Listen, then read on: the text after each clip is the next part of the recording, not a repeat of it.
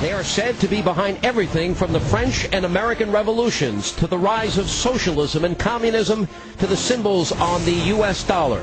They are furtive, formidable, and undeniably fascinating, arguably the most mysterious organization in modern history. What do they call themselves? That's Illuminati. The Illuminati were a secret society. If you go back 225 or 30 years ago, you have what we call the Illuminati that was established in 1776. And the goals of the Illuminati, this is all very well documented, are to take over the world. In the year 1778, we learned, of course, that the Freemasons got involved in this plan. George Washington wrote in 1798, quote, "It was not my intention to doubt that the doctrines of the Illuminati had not spread in the United States. On the contrary, no one is more truly satisfied of this fact than I am." And what about the Great Seal of the United States found on our $1 bill? The Great Seal has two sides.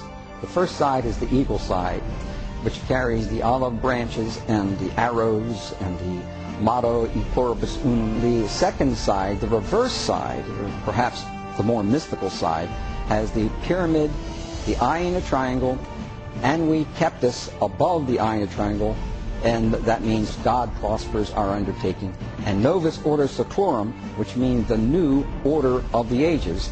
And the symbol on the eye in the triangle, or the all-seeing eye, as it is also known, can be traced back to Egyptian mythology. Today, it is also commonly linked to groups such as the Illuminati or the Freemasons, and many believe its presence on the Great Seal is proof that secret societies played a role in our nation's founding. When the Freemasons and other occultists went to America, they set up the city of Washington, D.C. with the Masonic symbols in the streets. Have a look at this, please. You are now looking at a map of Washington, D.C., and you will see the symbols built into the streets of that great city. A friend of ours who is an airline pilot says that when he flies in there, he can see it very clearly. There you have streets set out in the Masonic symbols, you see. There's the compass. There's the square up there, you see. Now, would you please notice where the end of the compass finishes? It finishes at the White House.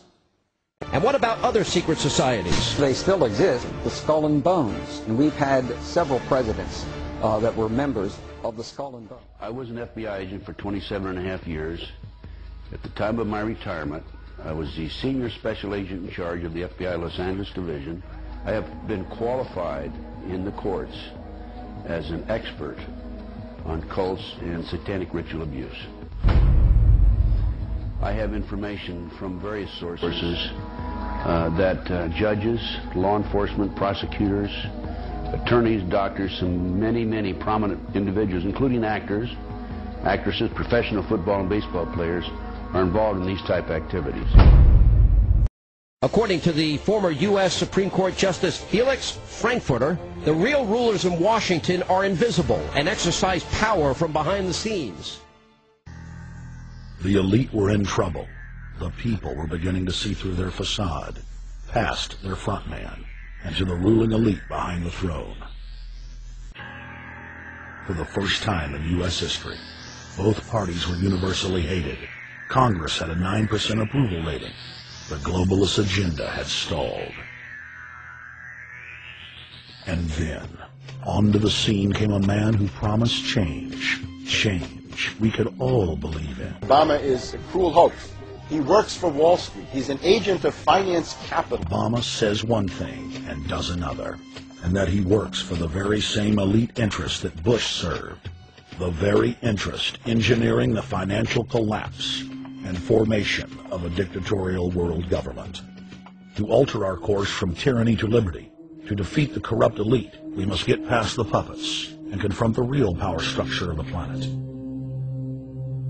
You may not have heard of it, but some say Bilderberg is secretly trying to take over the world.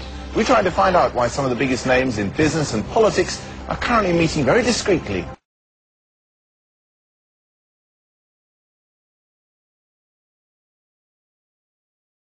Bilderberg is a meeting of powerful centrist industrialists and politicians. They always meet in secret once a year in a five-star hotel with golfing facility. A world government, which is what Bilderberg is into by and large, the idea of a one world community, a new world order.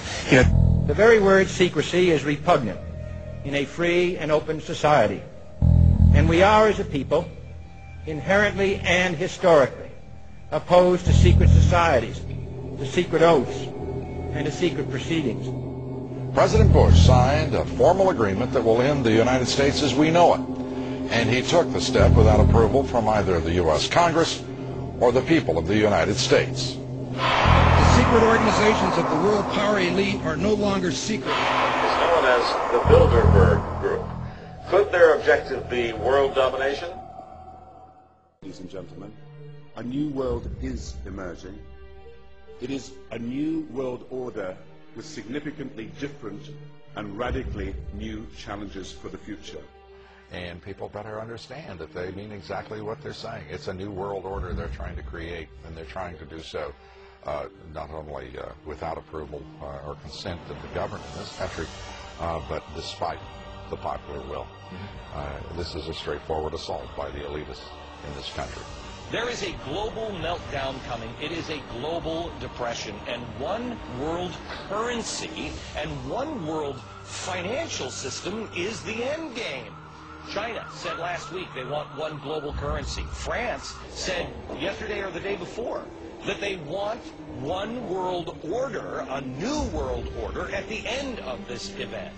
Gordon Brown will today call on fellow world leaders to seize the opportunity created by the worldwide economic crisis to create a truly global society. Bush, the elder, made his speech at the United Nations back in September of 1990 talking about the New World Order. I think I've become confused about what's actually going on in the world. The New World Order is a more palatable name for the Anglo-American world empire. It's the planetary domination of London, New York, Washington over the rest of the world. It's hard to get people to join that or think they have a part in it if you call it the Anglo-American world empire. If you call it the New World Order, then people in India or someplace like that or the European Union might think, well, there's something in that for us. Creation of a one world government, a world central bank which would administer all financial transactions on the planet, a world currency, and a microchip population linked to a global computer. The Amero is the proposed new currency for the North American community, which is being developed right now between Canada, the U.S., and Mexico to make a borderless community, much like the EU, and the dollar, Canadian dollar, U.S. dollar, and the Mexican peso replaced by the Amero. The North American Union is the same concept as the European Union, the African Union, and the soon-to-be Asian Union, and the same people are behind all of them. And, when the time is right, the North American Union, the European Union, the African Union, and the Asian Union will be merged together. I have a clue that unelected private bankers actually control the governments of the world. There is this like cozy little myth that is perpetuated between politicians and the media. The media report the world as if presidents and prime ministers are the final arbiters and decision makers in the world, which means that the people above the level of presidents and prime ministers that really make the decisions, they're never looked at or exposed by the mainstream media because they're not accepted to exist. The central bankers of the world are working together to create a one-world government. The global police state is sinister as anything George Orwell ever wrote about. With every person on the planet Earth will have an RFID chip implanted.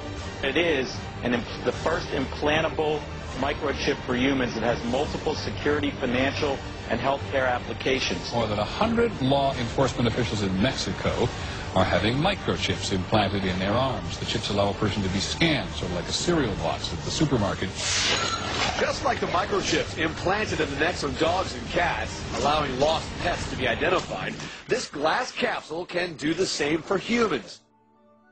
A chip in everybody would be the universal monetary system par excellence, because there'd be no escape from it, and you'd be totally under the control of those who issue the electronic impulses in that chip.